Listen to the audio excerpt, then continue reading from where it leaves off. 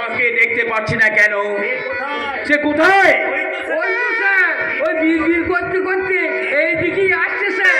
আর সবাই এত নিচু পর্যায়ে নেমে গেছে যে কিসের আত্মীয় স্বজন, কিসের বন্ধু বান্ধব, কিসের পিতা মাতা কিংবা ভাই বোনের সম্পর্ক, কিসের স্বামী স্ত্রীর ভালোবাসা, কিসের বা অফিসের সহকর্মী, সবাই মুখে মুখে সেটা বসে আছে যে যার স্বার্থ নিয়ে।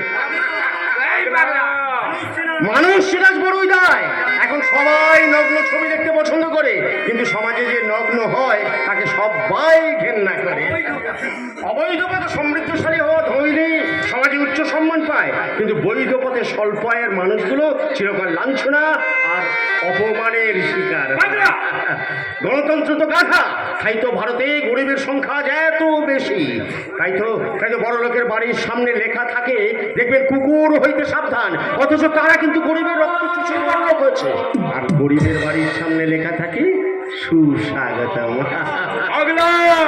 সাবধান সাবধান রক্তচোষার দল। একটা কথা মনে রেখো, পাখি জীবন্ত অবস্থায় পিঁমড়ে খায় ঠিকই, কিন্তু সেই পাখি যখন মারা যায় পিঁমড়েই কিন্তু তার দেহটাকে টেনে নিয়ে যায়।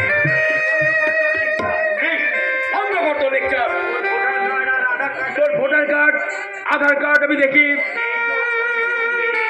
এই তো বলেন শরীরে, ওসব দেখাবে কি করে?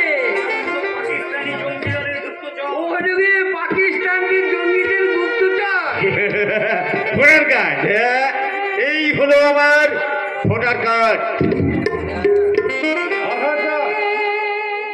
এই হলো আমার আধার কার্ড। আর এটা হলো আমার আইডেন্টিটি কার্ড। আমি মন্দিরে মন্ত্র করি না, মসজিদে করি না নামাজ। আমি সিআইডি ইন্সপেক্টর আজাদ। এখানে এসেছিলাম অনিল বাবু খুনে কিনা, কিন্তু এসে যা বুঝলাম যে সর্ষের ভিতরে ভূত ঢুকে। কে খুন করেছে, কেন খুন করেছে, সব কিছু টাকার বিনিময়ে লুকিয়ে রেখেছে এই নটবরলা। তা না হলে আপনাকে চুলকে চামচিকি করে